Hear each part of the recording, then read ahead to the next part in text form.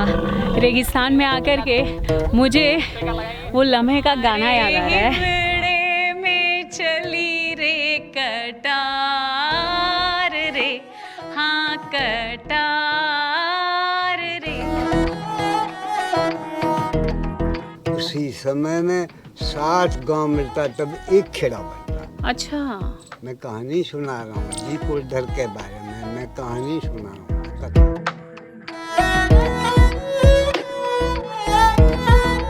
आगे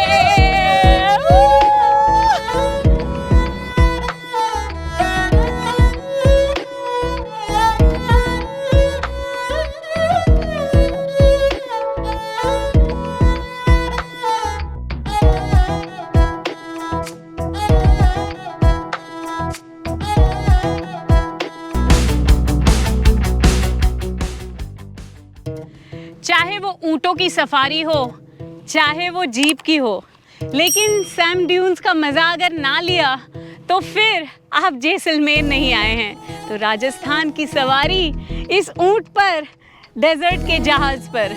आइए आज का व्लॉग आपको बेहतरीन में बेहतरीन राइड से ले चलती हूँ आपको सैम ड्यून्स में। ओके गाइस, सो जैसलमेर की ट्रिप में आपने हमारे 2 व्लॉग तो देख लिए।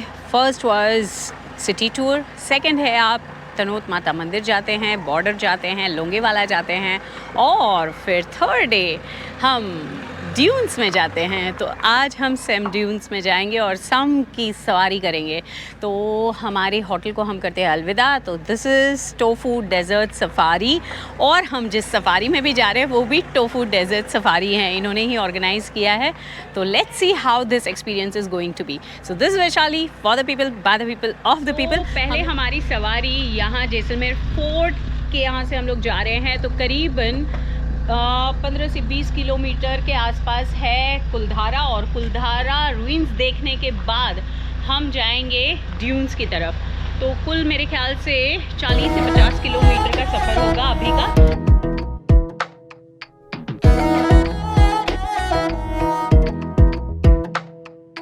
तो आ गए हम कुलधारा की तरफ, बस थोड़ी ही दूर और हम उस रूइंस में पहुंच जाएंगे।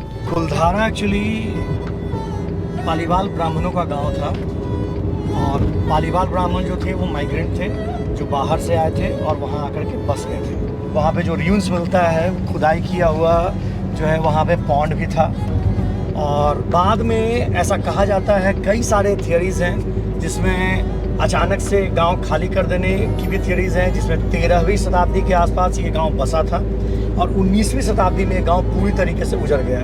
कई लोग कहते हैं कि पानी के कारण, कमी के कारण, अर्थक्वेक के कारण, खेती नहीं कर पाने के कारण ये गांव ग्रेजुअली खाली हुआ। तो ये सारी थियरीज़ हैं, लेकिन कई लोग आए, ब्रिटेन से भी कई लोग आए थे जिन्होंने यहाँ पे आकर के सर्च किया। तो पता चला कि ग्रेजुअल पीरियड में गांव खाली हुआ, और लास्ट 1850 के आसपास इस गांव में मात्र 37 लोग रह रहे थे, बस इतना ही था। तो कुछ कहा नहीं आ सकता है। और यहाँ तो मैंने कहीं पढ़ा कि भाई जो है इंडियन पैरानॉर्मल सोसाइटी से भी कई लोग यहाँ पे रिसर्च करने आए थे।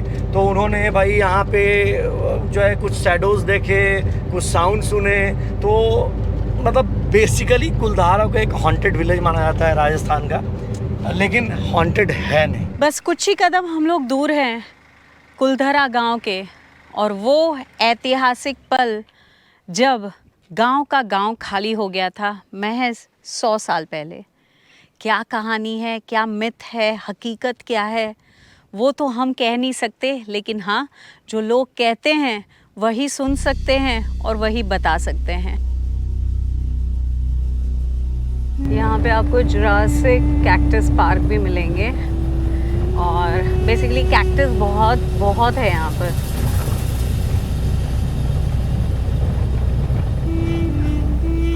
वैसे तो कहा जाता है कि पालीवाल ब्राह्मण पाली से आए थे, माइग्रेंट्स थे, और 84 गांव थे यहाँ पर कुलधारा में। हाँ, वैसे तो सन्नाटा है इस रूम में, और शायद ये सन्नाटा भी कुछ बोलता है। अब क्या बोलता है ये अलग बात है, लेकिन यहाँ पे जो कहते हैं कि इस तरीके के जगहों पर मजाक नहीं करना चाहिए। कुछ चीज़ें होती हैं, बैट्स भी हैं। तो ये छत मैंने वहाँ पे भी, महल में भी देखी। राजा रानी का जो महल है वहाँ पे जो एंट्रेंस है उधर ये ऐसी वाली ही छत थी। गाथा कुछ दुख भरी है। कहते हैं राजा का जो सेनापति था सालिम सिंह जी, मैं कहानी सुना रहा हूँ आपको। सालिम सिंह पर कोई राजपूत नहीं थे, वो छोटी जाति के थे। राजा महाराज राजा का दीवान रखा हुआ था, जो खेती बाड़ी दो करते उसके ऊपर जो आनी टैक्स रहता वो देने के लिए बंदा रखा हुआ था। वो बंदा थोड़े घने समय में करते सालम जी था और सालम सिंह बन गया। मैं वही हूँ कहानी सुना, मैं कहानी छिपाने वाले नहीं हूँ, ठीक है। ये कहानी सबके पास में भगवान है। मान लो 10-12 साल की कन्या सेवा करती सालम सिंह देख लिया है गुलदर के अंदर, तो बोला इस लड़की से हम शादी करेंगे। क्यों भाई? ऐसे भला बुरा हर एक देश में रिपब्लिक से वो अपना मनमाना कर रहा था। बड़ा सच्चा समय था, अभी के जैसा समय नहीं था। पालेवाना ब्राह्मणों को जी बहुत बुरा लगा, ठीक है। अब पालेवाल बोले यार सालम सिंह तू बड़ा होगा तो क्या होगा भैया, पीछे तेरा गोत्र सब मालूम है, तू राजपूत नहीं है, हमारा धर्म सबसे अलग है, मैं पालीवाल ब्राह्मण है, हमारी कन्या नहीं देंगे तेरे को। पालीवाल बोल रहा है जी। भाई उसके पास पावर ज़्यादा था, ऐसे भला बोला हर एक सुंदर रिपब्लिक से अपना मनमाना कर रहा था। अब सालम सिंह क्या बोला है, अपनी खुशी से अपने रजा से ये कन्या रजा खुशी से दोगे तब भी ठीक है, नहीं तो यही मैया शादी लायक होगा तब हम आएंगे, जबरदस्ती उठा के जाएंगे, शादी इसी लड़की से ही करेंगे। सालम जी ने बोला कि अगर वो लड़की उसे नहीं मिली तो पूरा का पूरा गांव ध्वस्त करवा दूंगा। पालीवाल ब्राह्मण ने उन्हें कहा कि आप हमें 1 दिन का वक्त दे दीजिए, और वही 1 दिन का वक्त था। और देखिए ये मंजर, कहते हैं पूरा का पूरा गांव पालीवाल ब्राह्मणों का खाली हो गया था एक ही रात में। आश्चर्य की बात तो नहीं है, हकीकत है। आइए बताती हूँ। यहाँ पर एक खुफिया जमीन के अंदर खोदा हुआ एक तहखाना है, और उस तहखाने में कहते हैं एक फॉरेनर आया था और उसने इधर उधर खोज की, और वो तहखाना खोल के उसके अंदर से उसे सोना दागीने मिले, और वो सोने दागीने लेकर फरार हो गया। और बस उस उपरांत यहाँ के तहखाने को भी बंद कर दिया गया, और यहाँ पे फेंसिंग लग गई और सिक्योरिटी भी लग गई। लगेगा तो आपको थोड़ा सा डर, लेकिन आइए दिखा देते हिम्मत करके। यही वो तहखाना है, बंद तो नहीं है, खुला है, लेकिन ज़्यादा छेड़छाड़ कर नहीं सकते।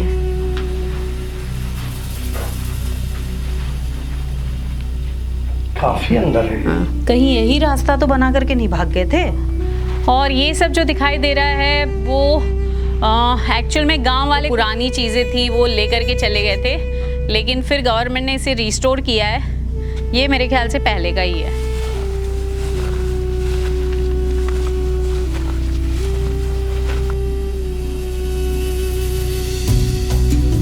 मेरा नाम सुमार राम है। सुमार राम जी है। मैंने सुना है कि आप डबल बांसुरी बजाते हैं। धन्यवाद जी, धन्यवाद। मैं ऑल इंडिया का एक कलाकार ही थे। अच्छा, वाह।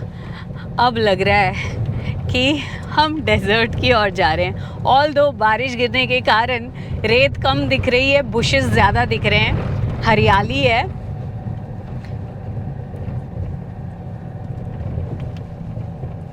पर वो जो सैंड ड्यून्स का जो फील होता है ना, वो सैंड को देख के आता है। ऑल्दो जो कैंप्स होते हैं वो ड्यून्स में नहीं होते हैं, थोड़ा सा फ्लैट टेरेन में होते हैं, इसलिए वहाँ पर रेत दिखेगी लेकिन ड्यून्स नहीं दिखेंगे। सो बस हम जा रहे हैं हमारे कैंप की ओर। सामने जो जीप जा रही है वो एक्साइटमेंट ला रही है कि हाँ, we will be going in the desert safari with that jeep. Well, तो हम लोग आ गए हैं हमारे डेजर्ट कैंप पर। है डेजर्ट में, लेकिन ऐसा नहीं है कि ड्यून्स में होता है। तो इस गलतफहमी में मत रहना कि आपके कैंप्स ड्यून्स में होंगे। आप एक फ्लैट टेरेन पर होंगे जहाँ पर थोड़ी बहुत रेत, जैसे यहाँ पर दिख रही है, वो देखने को मिलेगी। और चलते हैं हमारे कैंप का थोड़ा सा मैं आपको लुक एंड फील बता देती हूँ। ये है रिसेप्शन।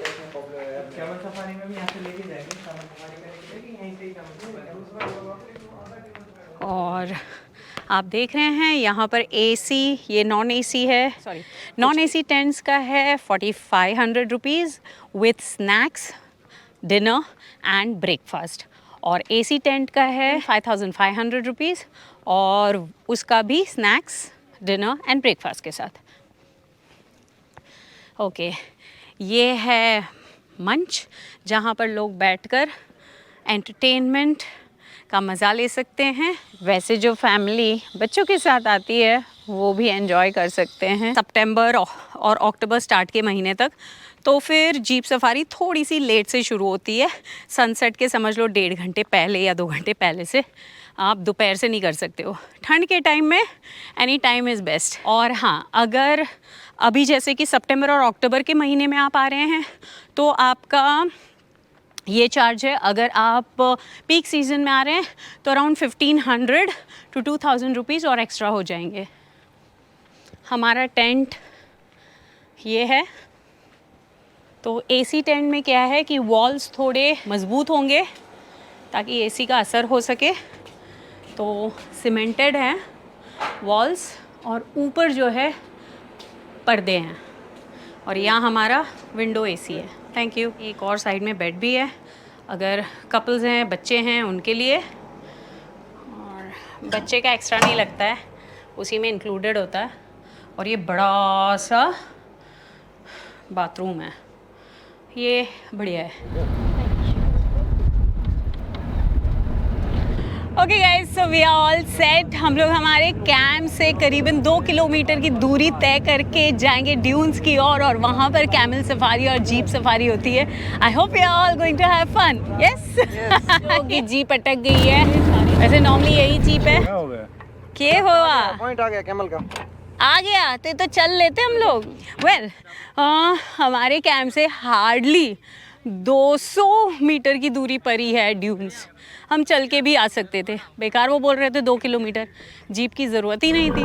वाह, रेगिस्तान में आकर के मुझे वो लम्हे का गाना ही बेड़े में चली रे कटार रे, हाँ कटार रे ओरिया अच्छो रे। ये बेसिकली एक छोटे से टीले हैं यहाँ पर ड्यून्स के। वो आप अगर सैम ड्यून्स में आते हैं ना तो आपको ऊंट की सवारी और जीप की सवारी बिल्कुल करनी चाहिए। और उसमें 2 अलग अलग तरीके से होते हैं। एक होता है आप आराम से जाइए, आपको डर लगता है तो आराम से ड्यून्स में घूमिए, आपको एक एहसास हो कि हाँ रेगिस्तान में लोग कैसे घूमते होंगे ऊंट की सवारी करते हुए। और इसके अलावा अगर आप रेस करना चाहते हैं तो रेस भी पॉसिबल है, लेकिन उसमें क्या होता है आप सिंगल राइड करते हैं और एक राइडर जो प्रोफेशनल होते हैं वो ऊंट पे राइड करते हैं। हाँ, वाह, what a beautiful feeling, look at that sunset. हाँ, सनराइज़ और सनसेट को कभी मत मिस करना। अगर आपको सनराइज़ देखना है तो आपको जाना चाहिए गड़ीसर लेक में सुबह के 6 बजे। और सनसेट देखना है तो एक सनसेट पॉइंट है, वैसे तो कैनन पॉइंट से भी सनसेट आपको बहुत मज़ा आएगा क्योंकि वहाँ से पूरा शहर दिखता है। जो लालिमा होगी ना पूरे शहर पर, वो बहुत खूबसूरत दिखेगी। वैसे ये शाम का ही वक्त होता है जब आप सफारी का मज़ा ले सकते हैं, सैंड ड्यून्स का मज़ा ले सकते हैं। बेसिकली सितंबर और अक्टूबर के महीने में यहाँ पर अप्रैल से ले करके सितंबर मिड तक आना खतरे से खाली नहीं है, बहुत गर्मी होती है। हाँ भाई, हाँ समझ गए। ओके ओके, पीछे जाओ ना। Okay, cool, this is the way you have to sit down. पीछे की तरफ बेंड होइए ताकि ऊंट आगे की तरफ जाता है। वो नहीं नहीं नहीं, आप करो।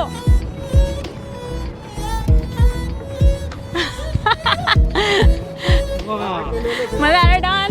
Look at the sand dunes.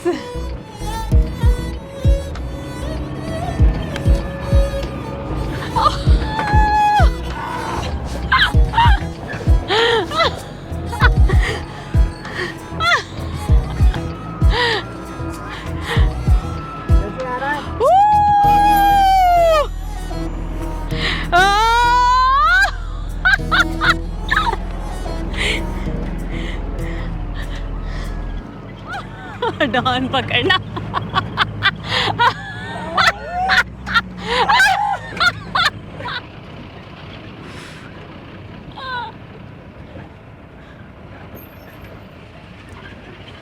वो वेल इट डिपेंड्स, आपको कितनी लंबी राइड लेनी है, कितना बड़ा फन करना है। We have booked him for 1200 rupees पूरी जीप। वैसे आप ग्रुप में भी कर सकते हैं, और एक कंप्लीट जीप का होता है इतना ही, and it is worth it. Yes. और हम लोगों को तो भाई उन्होंने भाई ड्रोन काफी मैं देर तक ट्रैक कर रहा हाँ, हमारा ड्रोन देखिए पीछे आ रहा है, अगर आप लोगों को दिखाई दे रहा हो तो। और शॉट भी आप लोग देख लीजिएगा, अल्टीमेट शॉट्स है।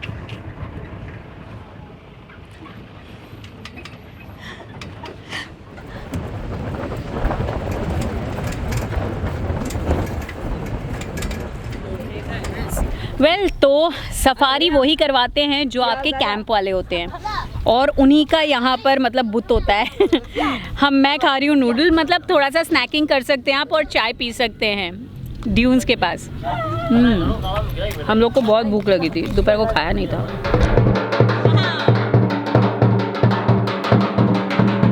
स्वागत होता है आपका।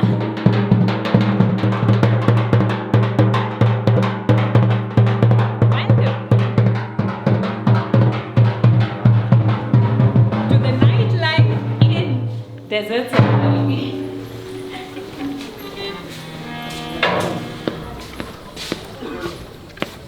तो चाय और कॉफ़ी दोनों अवेलेबल है। हम कॉफ़ी लेंगे और उसके साथ थोड़ा सा स्नैकिंग करेंगे। Okay, so welcome drink tea and coffee के साथ आपका स्वागत है। गर्मा गर्म पकौड़े।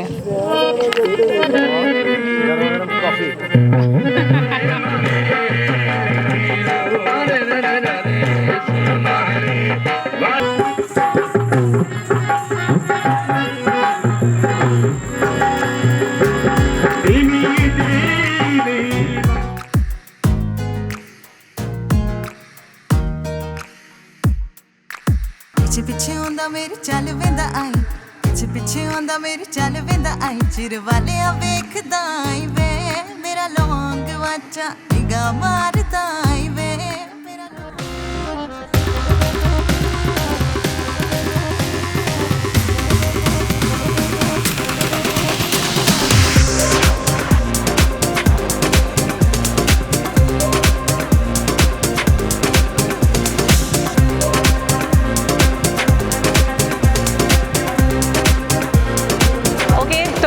डिनर टाइम हो चुका है और देखते हैं क्या क्या है डिनर में।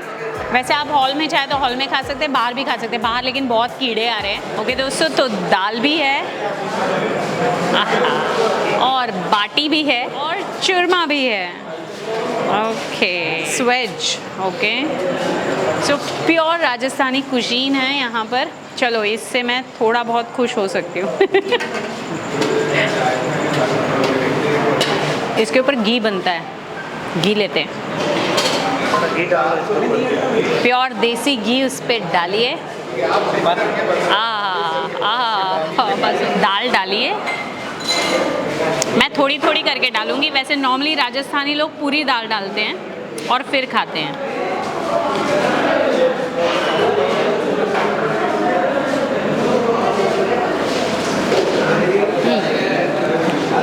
Wow, this is one of the best thing. सुबह सुबह मॉर्निंग की टी कॉफ़ी, बाहर बैठकर टेंट के बाहर, मज़ा आएगा। रेगिस्तान में आवाज़ आ रही है आपको? रेगिस्तान में अगर स्विमिंग करने का मौका मिल जाए तो तो यहाँ पर स्विमिंग पूल भी है, मिनी बार है और इस मिनी बार में आप मतलब 20 का जूस है तो 40 में आप ले सकते हैं, मतलब डबल द प्राइस।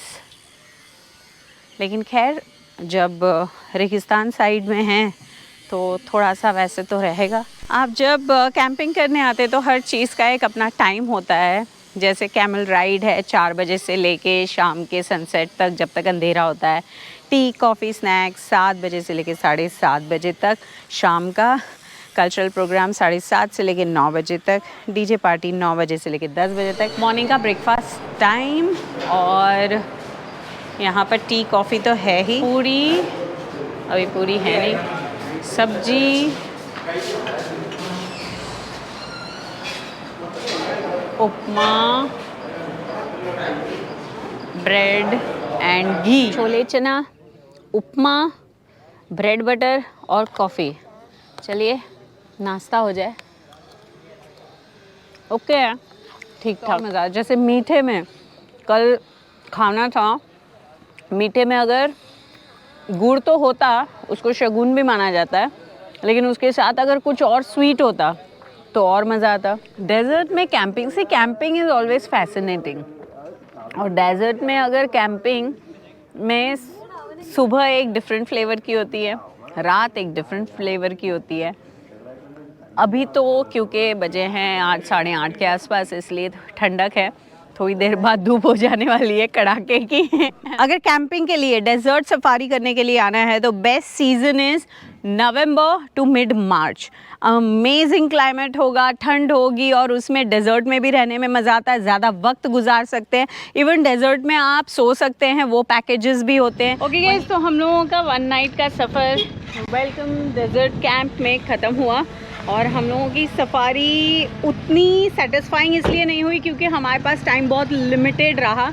यहाँ पे आने के बाद चेक इन में थोड़ा सा वक्त लगा, नॉन एसी एसी इसमें थोड़ा सा कन्फ्यूजन था।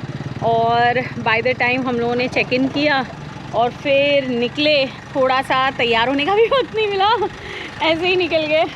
और फिर डेजर्ट में सनसेट हो चुका था, तो सनसेट में हमें बहुत सारा फोटोग्राफी तो नहीं मिला, लेकिन कोशिश की है कि आपको अच्छा लगे कि how the dunes safari is all about. मैं रिज़ॉर्ट से लौट चुकी हूँ और मेरा एक्सपीरियंस काफ़ी बुरा रहा रिज़ॉर्ट में।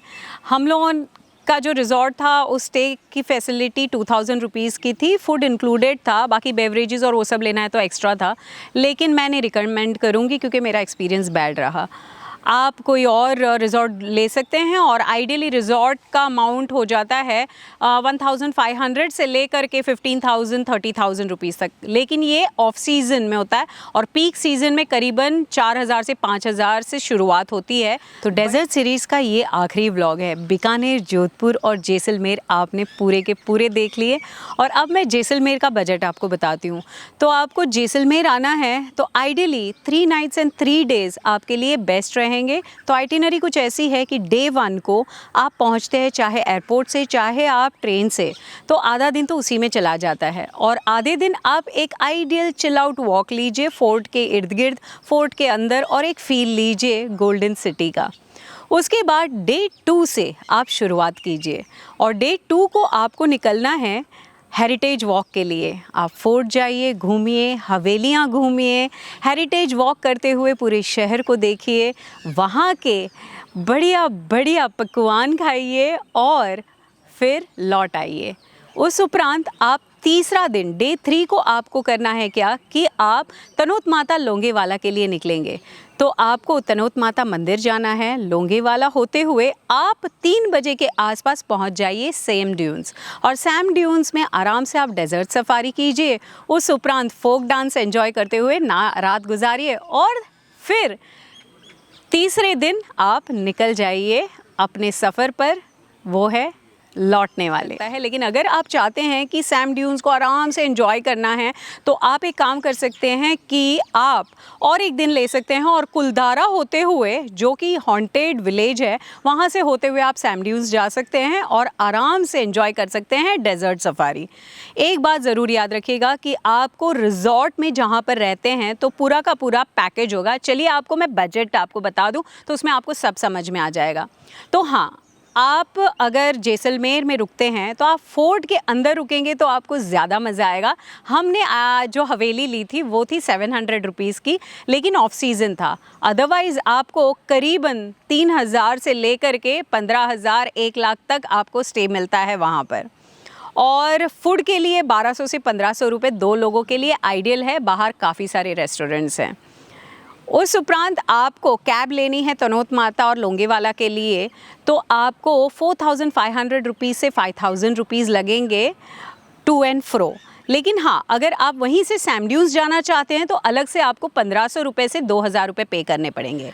रिजॉर्ट के पैकेज में आपको स्टे, फूड और जीप जो ड्यून्स तक ले जाती है वो फ्री होता है। लेकिन फिर वहाँ पर कैमल सफारी और जीप सफारी की राइड आपको लेनी है तो कितना डिस्टेंस कवर करते हैं उस हिसाब से अराउंड 1200 से 2000 रुपये आपके लग जाएंगे इन सवारियों के लिए।